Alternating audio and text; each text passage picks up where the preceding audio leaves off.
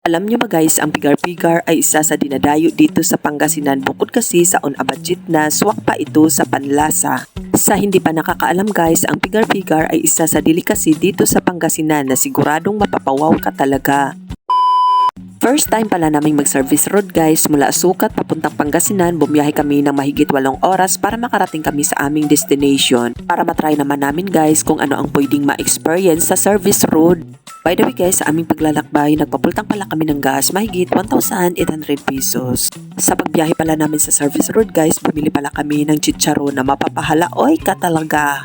Dito pala kami nag-almusal guys sa Morris Kambingan. Mayroon silang iba't ibang klaseng putahe, mamimili ka na lang kung ano ang swak sa panlasa mo. 100 pesos pala per order dito guys, kaya naman ang in-order namin sisig, binagoongan at kaldereta na swak sa aming panlasa. Bumili rin pala kami ng mais guys, masarap at malinamnam na mapapahala, oy ka talaga. Dito pala kami ngayon sa Dagupan Public Market guys, si Kuya pala ang may-ari ng aming kinakainan. Ito pala ang Auntie Annette pigar-pigar guys, pag bumili pala kayo dito per kilo.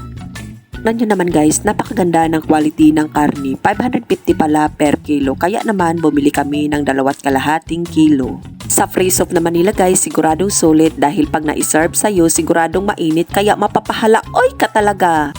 Ito pala ang rekado ng pigar-pigar guys, ginagayak na puting sibuyas, broccoli at repolyo.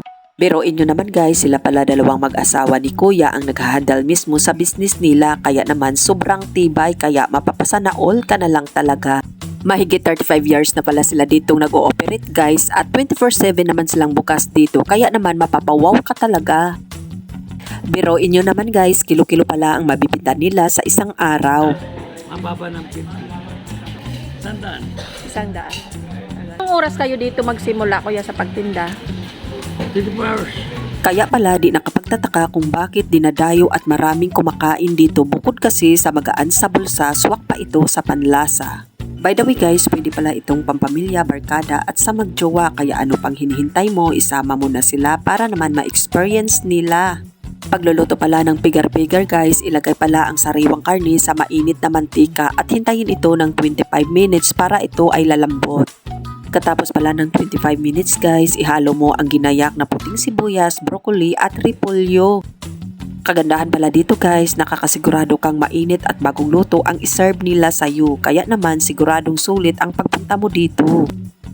By the way guys, maghintay ka pala ng mahigit 30 minutes bago mo matikman ang pigar-pigar na isa sa pinagmamalaki dito sa Dagupan, Pangasinan. At syempre, hindi magpapahuli si Tres, lablab ng tita niya. See you in my next video guys. Babu!